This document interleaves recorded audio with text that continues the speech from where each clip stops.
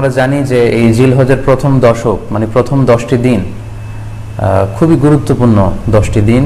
আল্লাহ তাআলার কাছে খুবই পছন্দনীয় এই 10 দিনের আমলগুলো, এমনকি জেহাদের চাইতেও বেশি হাদিসে এসেছে। এবং কালামুল্লাহ মাজিদে আল কোরআন আল কারিমে আল্লাহ তাআলা এই জিলহজের প্রথম 10 দিনের শপথ করেছেন। এই 10 দিনের ইবাদত আল্লাহ তাআলার কাছে এত বেশি পছন্দনীয় হওয়ার কারণ হচ্ছে এই 10 দিনে আল্লাহ তাআলা উম্মাহাতুল ইবাদাত অর্থাৎ যত মৌলিক ইবাদত আছে সবগুলো মৌলিক ইবাদতের একটা সমন্বয় করেছেন জিলহজ মাসের এই প্রথম 10 দিনে, যেটা বছরের অন্য কোনো সময় কিন্তু পাওয়া যায় না।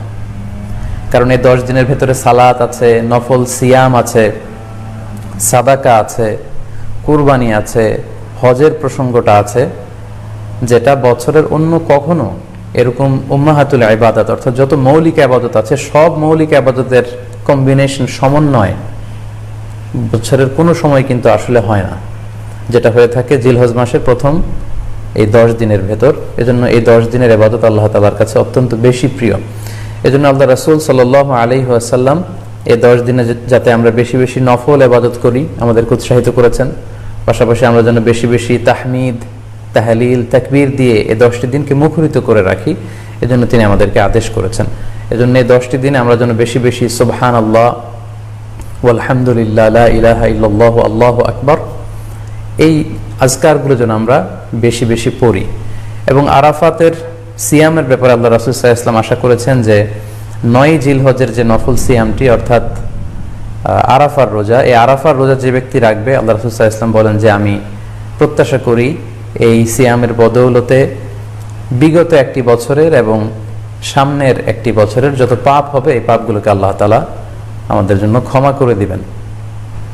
এবং জিলহজের 9 তারিখ ফজর থেকে কিন্তু আমাদেরকে ওয়াজিব তাকবীর পাঠ করতে হয়। আমরা জানি সেটা শুরু হয় আরাফার দিন ফজর থেকে, 9 তারিখ ফজর থেকে শুরু করে 13 তারিখ আসর পর্যন্ত এই তাকবীরগুলো প্রত্যেক সালাতের পরে পড়া আমাদের জন্য আবশ্যক। আমরা যেন এই নফল আজকারগুলো, এই নফল তাকবীরগুলো যাতে আমরা বেশি বেশি করে দেই। এবং যারা কুরবানি করার জন্য ইচ্ছা পোষণ করেছেন তারা যেন এই 10 দিনের আগেই তাদের মাথার চুল এবং নখ কেটে পরিচ্ছন্ন হয়ে যান, এবং জিলহজের এই 10 দিনে তারা যাতে মাথার চুল না কাটে এবং হাতের নখ না কাটে, এই মর্মে আল্লাহ রাসূল সাল্লাল্লাহু আলাইহি ওয়াসাল্লাম আমাদেরকে গাইডলাইন দিয়েছেন। সব মিলে আল্লাহ তাআলার কাছে এই 10টি দিনের ইবাদত খুবই প্রিয়, এমনকি হাদিসে এসেছে যেটা আমরা বললাম যে জেহাদের চাইতেও বেশি প্রিয়। এজন্য এই সুবর্ণ সুযোগটুকুন যেন আমরা কখনোই মিস না করি।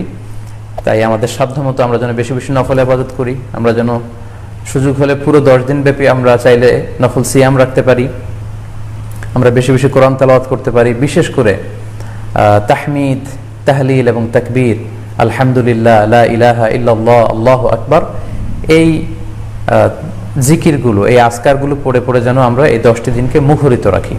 আল্লাহ তাআলা জিলহজ মাসের যে মাহাত্ম্য এবং বারাকা তিনি আমাদের জন্য দিয়েছেন এগুলো যেন আমরা বেশি বেশি হাসিল করতে পারি। আমিন ইয়া রাব্বাল আলামিন।